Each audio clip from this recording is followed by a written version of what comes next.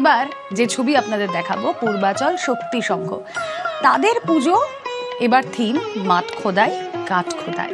17তম বছর, মণ্ডপ জুড়ে দারুণ সুন্দর করে বিভিন্ন আর্ট তুলে ধরা হয়েছে।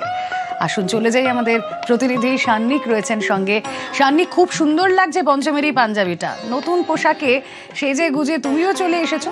মিস আমি করছি কারণ মণ্ডপে ঘোরার সুযোগ তোমার হচ্ছে, আমি স্টুডিও থেকে শুধুই দেখাবো আমাদের দর্শকদের। প্লিজ সান্নিক, এই পূর্বাচলের মণ্ডপ ঘুরে দেখতে চাই তোমার হাত ধরে।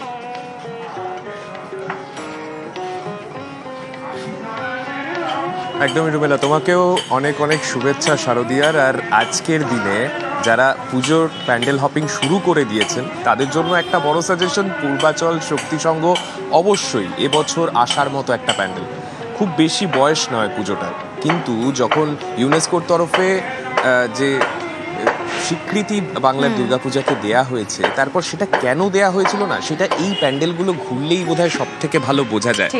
আমি প্রথমে অবশ্যই মাতৃমূর্তি দেখাচ্ছি, তারপরে মণ্ডপ সজ্জাটা তোমাকে যদি একটু ঘুরিয়ে দেখাই রুমেলা, তুমি বুঝতে পারবে মানে এত সুন্দর সুন্দর কাজ এবং এত নিখুঁতভাবে করা, কাঠ খোদাই করে করে এই মণ্ডপ সজ্জার এক একটা অংশে এক একটা চিত্র ফুটিয়ে তোলা হয়েছে।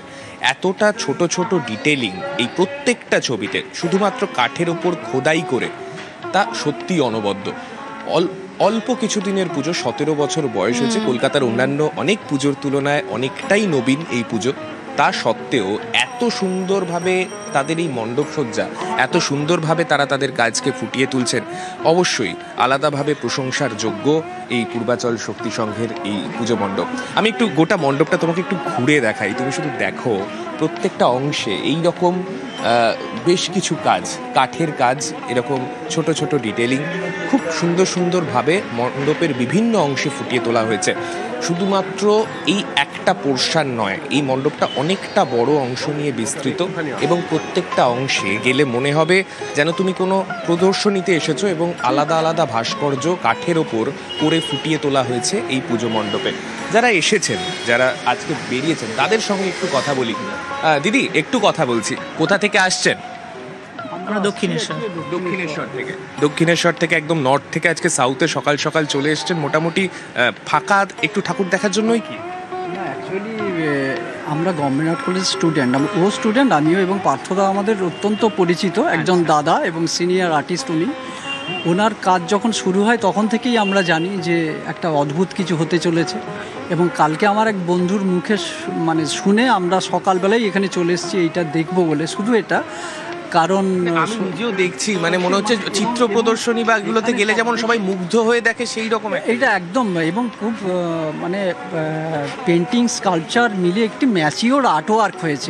এটা পুজো প্যান্ডেল নয়। এবং এখানে এসে আশিস দা, যিনি এইসব উড কার্ভিং করেছেন, উনি শান্তিনিকেতনে থাকেন, আমার খুব পরিচিত দাদা, এবং দীর্ঘ বছর উনি যে এইরকম একটা সুন্দর সাধনার মধ্যে ছিলেন সেটা আমরা জানতামই না। ওনার সাথে বহুবার দেখা হয়েছে, কিন্তু ওনার এই কাজ কোথাও ডিসপ্লে আমরা দেখিনি।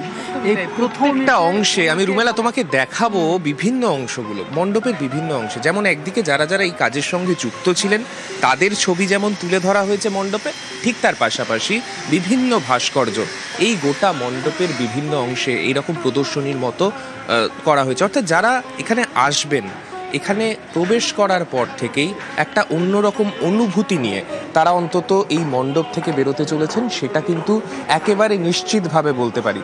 তবে তুমি আপাতত মণ্ডপে আসতে পারছো না, কিন্তু যখনই স্টুডিও থেকে বেরোবে একবার অবশ্যই এই মণ্ডপটা ভিজিট করো, এটা আমার সাজেশন রইল তোমাকে। একেবারে সান্নিক, তুমি যখন বলছো ডেফিনেটলি যাব। এই কারণেই বোধহয় দুর্গাপুজো হেরিটেজ তকমা।